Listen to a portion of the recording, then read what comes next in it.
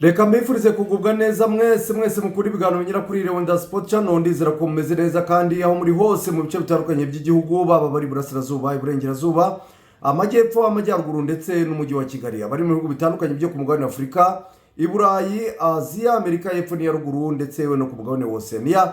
Mwese muri amahoro. Abakunda ibiganiro binyura kuri Rwanda Sport Channel mwamaze gukora subscribe, ndabashimira cyane. Ibyo mwakoze ni iby'agaciro kandi mukomeze ariko mu sharing inkuru tuba twaganiriyeho, muzikorere like ndetse mushyiraho n'ibitekerezo byanyu.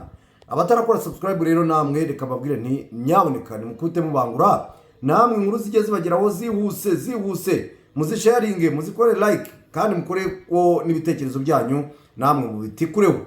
Muri aka kanya rero ndagira ngo tuganire ku makuru menshi ari kuvugwa haba muri Ferwafa. Murabizi ko nibana mu mupira w'amaguru muri Ferwafa hari ibiri kuvugwayo, umuyobozi mushya ariko imihini mishya kwiyamamaza biraryoha we iyo abantu biyamamaza uravuga uti mwoka byaramwe barahindura isi, barayihindura ijuru. Fabrice rero yarayiyamamaje mu banyamuryango bo mu mujyi wa Kigali. Ese yababwiye iki? Ibintu yababwiye ko bikomeye mwoka byaramwe. Hano nanone nimujya kwiyamamaza mujye musezeranya ibizashyirwa mu bikorwa nabyo kwiyemeza ibyo abantu babona kuko bigoye, namwe mukabije ndaza rero kubibabwiraho. Hanyuma muri Rayon Sport, Rayon Day yageze. Ese bimeze bite? Abakinnyi bashobora kuza kubanzamo ni bande? Binogeje bite? Hanyuma periyo yarayemo intare nkuru zaraye zibwiye batanazi ngo birumvikana zagomba gutanga amafaranga. Hanyuma Kiyovu Sport ni nayo ngiye guhita meraho ngewe. Kiyovu Sport bayikubise gapapu. Kiyovu Sport biri kurirayo kwarika, ariko ubukene bugira nabi urakapfura umuheto. Ubukene bugira nabi pe.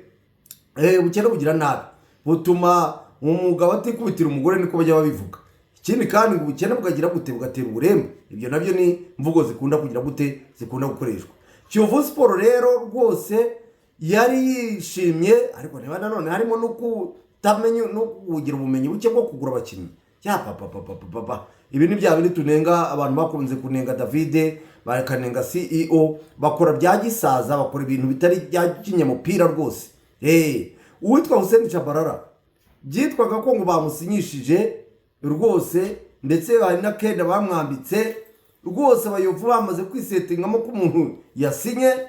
Ariko byatunguranye mu masaha ya saa 8 zo kuri uyu wa kane bimenyekanye ko uyu Hussein Chabarara yasinye mu ikipe ya Musanze, cyangwa yabaye umukinnyi wa Musanze. Ibaze nawe, ubundi ntibimenyerewe umukinnyi wifuzwa n'amakipe y'i Kigali ko rwose ikipe, cyangwa se wamaze kuganira n'ikipe y'i Kigali ko ikipe yo mu ntara yagira gute, yamumutanga. Hussein Chabarara ni umukinnyi wakinaga mu ikipe ya Kigali. Ni ukuvuga ngo wari wishimiye ubuzima bw'i Kigali. Burya nta n'umukinnyi ujya wifuza kujya mu ntara hari ikipe y'i Kigali imushaka. N'ikipe zo mu ntara zirabizi. Ariko byabaye agahumamunwa, byabaye akaga, byatunguranye, buri wese arabyumva arumirwa ko Musanze yatwaye umukinnyi w'ikipe wari wamaze kugira gute kurangizanya, cyangwa se kumvikana muri 99% akabikarangira agiye hehe, agiye i Musanze. Ibi biragaragaza nyine ubuturage, reka mwoheresha ubuturage bwa CEO, kuko niwe ngo wahawe byose, witwa Audace wa Kiyovu.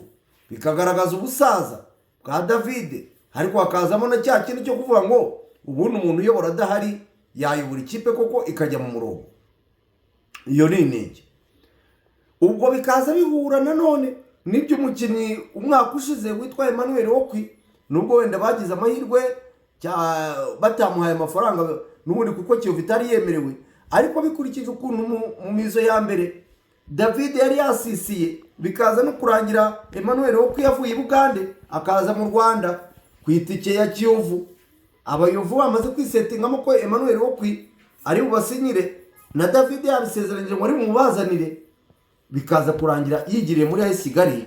Nubwo wenda nyuma ariko byabaye nyuma Kiyovu Sport itemerewe kurokrita, ariko mu mizo ya mbere ukurikije ukuntu David yananiranywe na Okwi kandi Kiyovu yari itaramenya niba kuko abandi yarabaguze, ba Cedric yarabaguze, ba Gabriel yarabaguze, ariko Emmanuel Okwi ku munota wa nyuma ananiranwa na David ariwe wamutumijeho. Ibyo bikwereka nyine intege nke z'iki z'imiyoborere. Yego nubwo wavuga ngo aho amafaranga ari n'iki, ariko kurokritariye bigombera n'ubwenge n'ubunyamupira niba ariko nabyita. Umuntu ikipe rwose nubwo wenda yari kuzamuha 10 ukamurokrita 5 kandi ukamwegukana, ibyo ni umuntu bw'ubujyanja.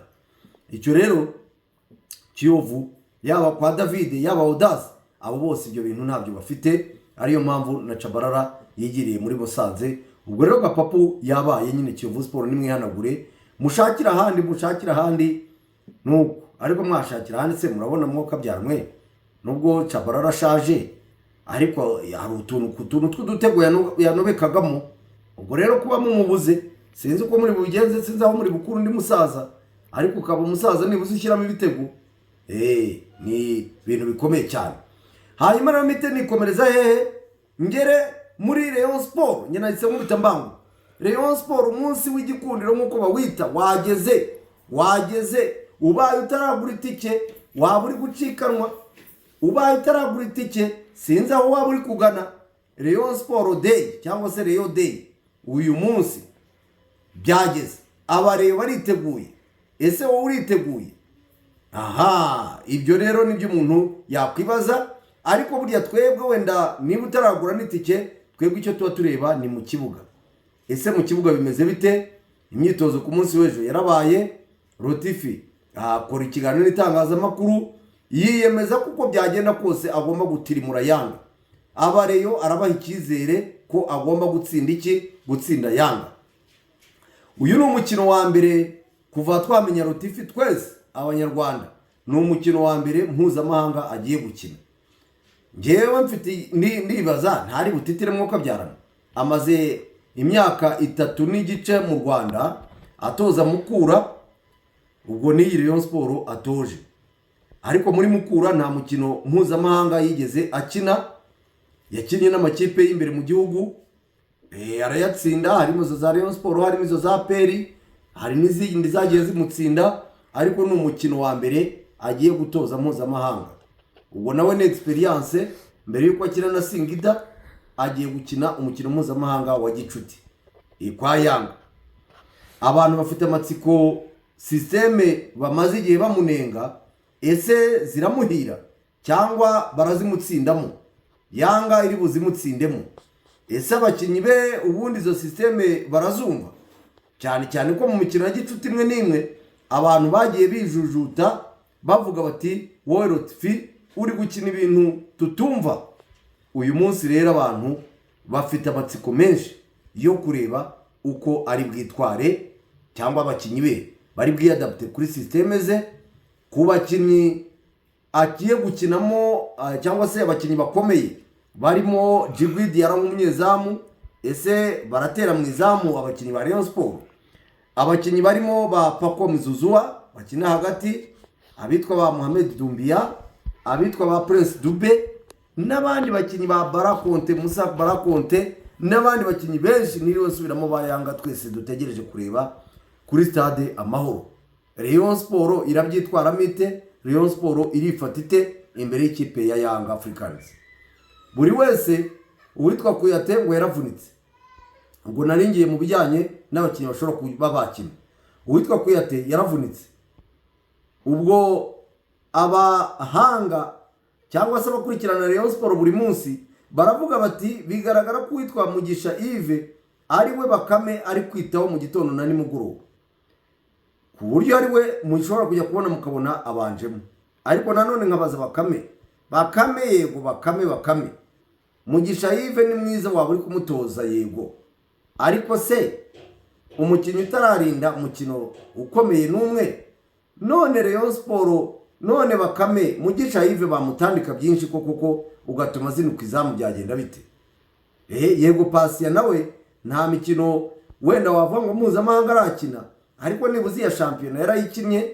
Hari akantu kuba atagira ko bapari raporo ya Mugisha Yves, ariko ubwo umutoza niwe ubireba, cyangwa se niba barakubwiye ngo Pasiya nge byose ni kimwe, warindisha Yves, warindisha Pasiya ni kimwe. Ariko se keretse niba barakubwiye bati Pasiya turashaka kumwirukana cyangwa kumutiza, dore ko hari ikipe numvise imunuganuka ko yamutira, ukavuga uti wenda n'ubundi ni hahandi ntawe uzaturindira. Ariko nge ntekereza ko ubundi wakabaye umwanya wo kugerageza Pasiya kuri uwo mukino mpuzamahanga, mukamureka, ariko muvuga muti tukuretse twarakubonye ku mukino mpuzamahanga uko witwara. Hari igihe rwose ubundi yagakwiye kujyamo, mukamenya ngo nitukura undi munyezamu Pasiya tuzaba tumukize hehe, ese tuzaba tumujije iki, kubera iki azaba ari kuri urwego. Ubwo rero reka tuvuge ko habanje mu Mugisha Yves, hakabanzamo kandi witwa Serumugo Ali kuri kabiri, Musore Prince kuri gatatu, hanyuma abadefanseri ashobora kuza kuba ari Emery ndetse yewe Emery Bayisenge na Rushema Chris. Ariko ubwo Serumugo Ali na Musore Prince baba bameze nk'abagira gute, nk'abameza uruhande muri systeme yande y'uyu Lotfi. Hakaza uwitwa Richard Ndayishimiye, hakaza uwitwa Niyonzima Olivier Sef, uwo nawe arahari cyane. Hakaza uwitwa Bigirimana Abedi, uwo nawe arahari cyane. Hakaza uwitwa Tambwe, uwo nawe arahabaye. Uwitwa Muhammad Sheri nawe arahari. Hakaza Harerimana Abdulaziz, uwo nawe arahari. Hakaza uwitwa Bingi Bero. Abakinnyi bararucyahora ko numva rwose ugereranyije na Yanga iri hariya bishobora kuza kuba ari amagasa. Ibyo rero ni ibyo buri wese yaba wowe nanjye dutegereje kureba reaction ya Rayon Sport imbere y'ikipe ya Yanga. Amanota uyu munsi aratangwa, abakunzi b'ikipe ya Rayon Sport, abanyamakuru, abatoza, buri wese urupapuro n'ikaramu araba bifite hariya kuri Stade Amahoro. Navuga ngo nawe ubyitwaze ugende ukota unota amanota y'abakinnyi ba Rayon Sport ifite, urebe niba Rayon Sport igomba guhita ikubita ibangura mu minsi 15 isigaye kugira ngo isoko ryo kugura abakinnyi risufungwe, niba koko ikwiriye gukubita ibangura ikinaga ku isoko cyangwa wenda abakinnyi bayo bahagije. Ibyo nibyo twese dutegereje kureba. Ni ku isaha isa 12 rero kuri Stade Amahoro. Ubwo kubita ubangura mureyo, guri tike ujye kureba Rayon Sport yawe nawe umenye ibijya mbere. Hanyuma APR Football Club iyi nayo yaraye mu ijoro ry'intare ziri guhiga, ziri gutanga n'amafaranga. Aba APR yageze mu bakunzi bayo iravuga iti mwebwe bundi ko muvuga mufite n'amafaranga, ni muzi muhiga namwe mugira icyo mutanga mugaseke mushyiremo. Fundraising yarayibaye, sindamenye icyavuyemo, ariko ninza kukimenya rwose ndakibagezaho, kuko biravugwa ko abaherwe ba APR, abanyamafaranga, abasivile, abagenerali, aba bose bari bari mu mihigo batwahirwa Dodo. Burya ngo umwaperi nawe nubwo yari mwatrako, abitwa ba afande ibingira uwo yarahari, n'abandi bayobozi bakomeye, n'abandi civile nabo bafite amafaranga vuga ari kijyana ngo bakora mu mufuka rwose ibyipfurumba bakaba bayitanga, abo nabo bari bahari. Ubwo ndaza kukurikirana menye ese batanze iki. Ubwo ni nako kandi bitegura inkera y'abahizi. Power Dynamos yarahageze, Azamu irahagera uyu munsi, hanyuma umukino utegerejwe ku cyumweru. Ubwo nawe mwapera uri wose guri tike turebe koko aba bakinnyi ba Dawo, batoguye ba Denis Omedi, ba Mamadusi, ba Jibril Watara, hari aho baduhishe mu mikino y'igifiti bakinnye. Ibyo turabireba nabo kuri iki cyumweru bakina, ibyo rwose turabitegereje. Muri Ferwafa rero kwa Fabrice bo baratubwira iki? Baratubwira ko Fabrice yaraye akoresheje inama cyangwa se yaraye atangiye kwiyamamaza ku mugaragaro muri Sheraton Hotel, akaba yiyamamaje imbere y'abanyamuryango bo mu mujyi wa Kigali. Ikintu yabasezeranyije mwuka byaramwe, ariko ubu ngiye kwiyamamaza rero narumiwe kuko ngo yababwiye ko ibihembo bya shampiyona yifuza ko byongerwa. Yego ni byiza. Akavuga ko ngo ikipe ya mbere yagihabwa miliyoni 80 yatwaye igikombe ziravaye mwuka byaramwe. akavuga ko umva ingwi ya kabiri igahabwa 60 niba azayakura mu mari simbizi, ingwi ya gatatu igahabwa 40. Iki ni ikintu buri wese yifuza, ariko Fabrice nizere ko atari kuvuga ngo wiyamamaje gusa ari kubivuga kugira ngo bagutore hari ahantu uzi amafaranga azava, kuko ibintu byarananiranye. Umufatanyabikorwa yarabuze, African Medical Suppliers ise niyo izayatanga nk'ikigo cyawe, azava he ko abandi babuze abafatanyabikorwa? Biraba atari kwiyamamaza ku magambo. Wenda naza tugiye natwe gukora ibishoboka byose, tumutumire mu bitangazamakuru bitandukanye, tumubaze tuti Fabrice aho si bya bintu umuntu yiyamamaza avuga ko azashyira kaburimbo mu birunga, umuntu akavuga ati ngewe muri ibi birunga ngiye gushyiramo kaburimbo, cyangwa se muri ibi birunga ngiye kuzanamo amazi. Umuntu akavuga ati mu butayu, nubwo ahangaha ari ubutayu, ngiye kuzana amazi muri ubu butayu. Mu by'ukuri akaba ari ibintu ubona kuko biba bidashoboka, ari ukwiyamamaza nyine. Reka tubitegereze kandi natwe tuzamuhamagare bitubwire, abibwire rubanda, asobanure ayo mafaranga uvuga uzatuma ngo amakipe 8 ya mbere ahembwa, yewe mu cyiciro cya mbere n'icya kabiri no mu bagore, ayo mafaranga azava mu mufuka wawe. Abafatanyabikorwa utahaye AS Kigali uzabazana muri Ferwafa. Olivier n'umucuruzi mugenzi wawe byamunaniye, wowe uzabishobozwa n'iki? Amafaranga uzayakura he? Ubwo rero murakoze cyane kandi mukomeze mubane nanjye kuri Ronda Sport Channel, hanyuma ibindi nabyo turakomeza kubiganiraho. Rayon Day tuyikurikirana tureba uko abafana baba bahagaze, byose ni kuri Ronda Sport Channel. Murakoze cyane, murakarama.